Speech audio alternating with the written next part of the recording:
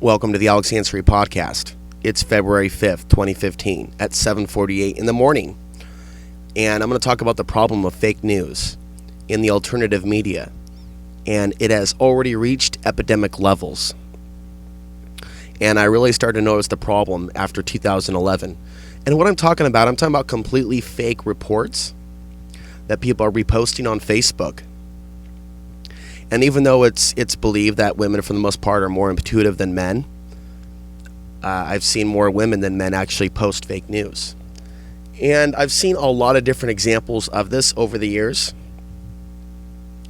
And there's ways you can find out if there's other sources for a story. You can Google the headline. You can look for the most important search words, like perhaps names of some of the people involved in the story. For example, like the victim or the accused, or the politician in question. You know, there's a lot of far out stories out there that people are buying at first glance without looking deeper into the story.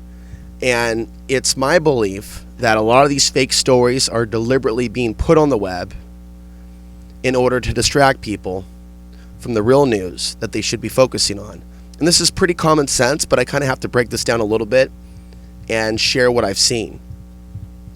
What I've seen YouTube and Facebook recommending fake stories and fake news, which is interesting because you're hearing about Facebook and this new filter that a lot of people have been critical of that is supposedly supposed to filter out fake news. Now, what's going to be interesting to see is whether it's actually going to fake out or filter out the fake news, or whether it's going to be filtering out the real news. But I have seen less fake news lately, so I don't know whether it's already working. But most people should know that Source of Fall or the EU Times or any report that starts with this sentence, like a secret source within the Kremlin states, that's signature. That's a signature of this Source of Fall. It's a pin name. It's not so much the identity. I don't think it's one independent person. I think a lot of these websites are coordinated, and there's probably quite a few dozen different writers that are putting together some of these reports. And somehow or another, it's reaching more people than the real alternative media journalism that should be reaching people, that people should be seeing, that people should be reading. So this is how the masses have been distracted, not so much by censorship, but by polluting the web with fake stories. And most people see these stories, and some of the headlines are so traumatizing. And I don't want to get into specifics, although there's a number of stories that come to mind. You know, in late 2013, there was a story that was talking about how America was going to be invaded by Russia. And that in this report from Social Fall, there were links to other reports that were true that dealt with, military agreements between the U.S. and Russia. The Russians were invited to Colorado in 2012 to participate in this joint anti-terror drill. And that's alarming enough. And I think that we should focus on the real news. And this is all ramping up to something geopolitically. But when fake news is put out there on the web and people latch onto it and people promote it, I mean, there's a number of different reasons why the fake news is put out there. For one thing, it discredits the person that promotes the news, that promotes that fake information, and it also causes a burnout effect. I see its effect on people psychologically. And being someone that doesn't have a conventional home, that's been kind of in a state of mobility for some time, I've seen less empathy. And I feel like people are so bombarded with really traumatizing pieces of information that actually has a psychological impact on people to not help, because their minds have already been the imagery, the things taking place. It's so negative, it's so dark, it's so violent that those long-lasting images, the residue of those images in the brain, in the subconscious, it somehow triggers a more apathetic state instead of a more empathetic state. Because there's so much pain out there, so much trauma, people start shutting down emotionally. So the abundance of fake news has a purpose. And I'm seeing people shut down emotionally. It's already difficult enough to reach some of you. You know, I have 3,000 subscribers on YouTube, but there'll only be a few dozen watching some of the videos. I know not everyone that has subscribed to my channel has actually even seen my videos. It's not necessarily just being turned off by my videos or the content. How do I know this? Because there are certain channels that I'm subscribed to, and I'm not seeing them in my feed. Unless, of course, I go to their channel, watch some of their videos, and then they show up again in my feed. It's all about this algorithm, and Facebook works the same way. So for those of us that are involved in sharing content, we're reaching less and less people. At the same time, going back to the fake news, I'm seeing more and more fake news being suggested to me by not only Facebook, but by YouTube. You know, suggested videos. And some of these videos have lots and lots of views. 50,000 views, 100,000 views, because YouTube keeps suggesting them. And I know that that's, you know, built into the algorithm. The more people watch it, you know, and if people are going from one video to another, it'll develop a link and kind of lead people to a certain video. So a lot of it could be driven just by, you know, the mass psychosis of, you know, clicking on something and believing that something is imminent, that martial law is imminent, happening now in this particular region, or this drill is about to go live. I've been involved in the alternative media for 10 years. I'm really familiar with how people are led easily. And I'm talking about people that read this content, that don't have discernment. And it is really sad to see people say, well, it sounds real, and use that as their logic. It sounds real. It could happen. There are implantable microchips. Therefore, we must be implanted this year, because this article says that they've announced it. And so there, with a lot of these fake news, there are issues within the fake news that are absolutely real. But that particular story, the so-called facts within that story are absolutely false. They may hyperlink to real stories, but they're using those real stories as counterfeit evidence and circular logic to support their fake headline. And there's so many examples of this. You know, microchip implants coming this year. Russian troops ready to invade the United States this year. And so there's like a segment of truth, because a lot of people know that this is not going to end well, that the U.S. Down the line could be occupied. And so there's all these fake reports out there that relate to Russia and China that are not true. There are real reports that we should be looking at. And I don't know how complicated this is for some of you to understand, or whether you're understanding this or not. Maybe let me know in the comment section whether you actually understand what I'm saying. If there was a World War III scenario where there was a planned invasion of the U.S., and of course I think that scenario is possible with the participation of our own government for them to let them in or cause a crisis that would trigger that type of result or intervention, global intervention, UN, troop intervention.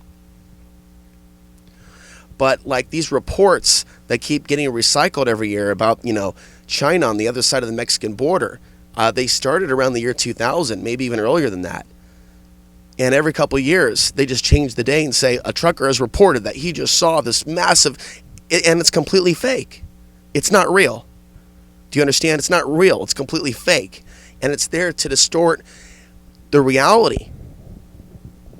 How many people are actually posting about League City, Texas, where they have been training Chinese police cadets for many years in U.S. law enforcement tactics? Now that's suspicious.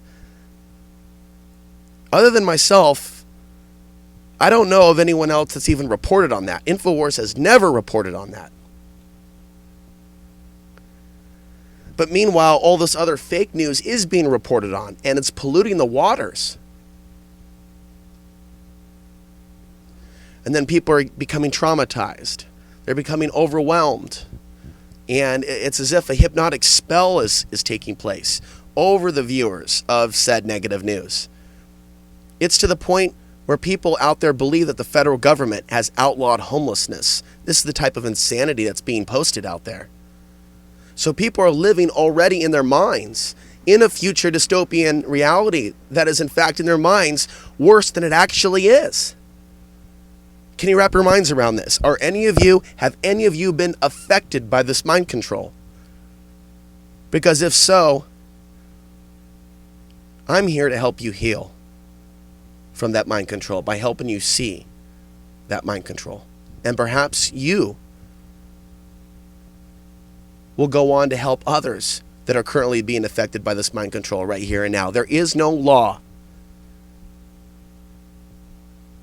against homelessness. That's the most ridiculous thing I've ever heard. Yes, there are ordinances in certain parts of the U.S. that have been passed on the local level that are unconstitutional. Like San Diego, California, Los Angeles, saying that you cannot sleep in your car.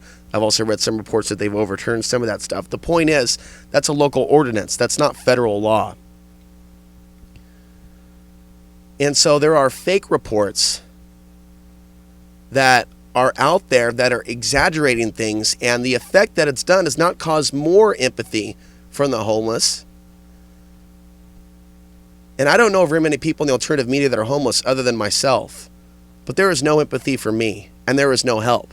And no one's helping right now, and especially not on the local level. It's like once you've crossed over to a certain barrier, you're considered already dead to some people, yet I'm not dead. Somehow the microphone is still on.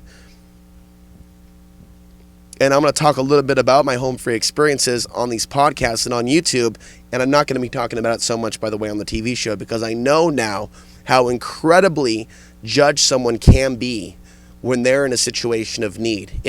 In the minds of so many viewers and listeners, it discredits the message. They're going, well, if he's homeless, he clearly fucked someone over or has bad karma or did something wrong because he's too smart, handsome, and talented to be homeless. I know exactly the thinking. So it's like a snowball effect to where because I don't have anything, it's like, well, he deserves it. And honestly, I'm not as charismatic as some other people that, tell people what they want to hear. I'm criticizing the programming within society. And people hear the things that I'm discussing and like, I don't like what he's saying. I feel offended, because I'm discussing programming that may apply to them. And that's why some people don't help. They hold a resentment against me. And then I have to sit here and be strong and block out that psychic attack, block out that resentment, or shield from it or something. I'm still working on it. But to react with anger is not a mindful response. It's a natural response, but it's not a response that I want to be a slave to for the rest of my life. It's important that I put out the information and I share from my heart and let the information go where it goes. And if it's not well received, fine. But by being honest and by taking my own brave trip down the rabbit hole, seeking the truth and sharing my truth, that is my salvation. And even though it seems like I'm competing with a sea of fake news, there is no competition when it comes to the truth. We're not even in the same league. The truth will stand on its own. And it will find its way to those that are seeking it. It doesn't need a special algorithm. It cannot be censored. It cannot be pushed upon people or recommended in a special recommend. Check this out. You're looking for the truth, aren't you? Click on this. Click now. Going back to our main topic, it's important that people understand that the internet is now a sea of disinformation.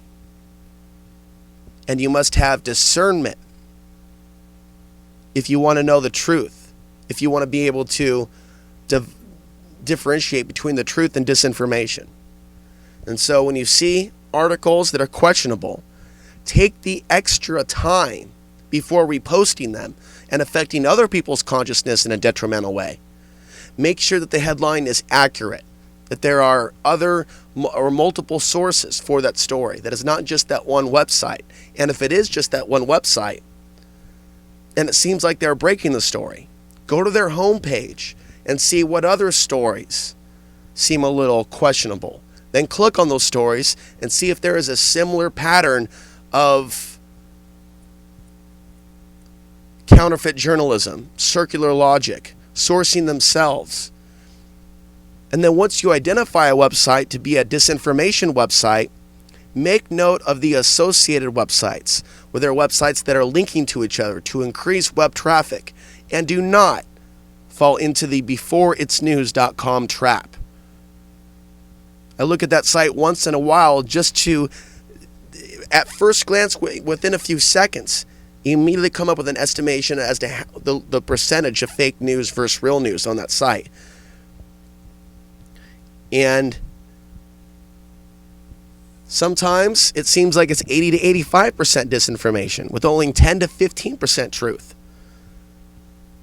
And I saw somebody post that all the mainstream media is lies and everything on beforeitsnews.com is truth. That's a complete lie. So when people are convinced to believe complete lies that are exaggerating the problem, many of them are put into a apathetic state to where they no longer help. And what I've seen the programming do at least a decade ago, and this is what it does to women. They get them to fear that knock on their door, the list, if you will, early on. And this gets them to police what men they choose to get close to.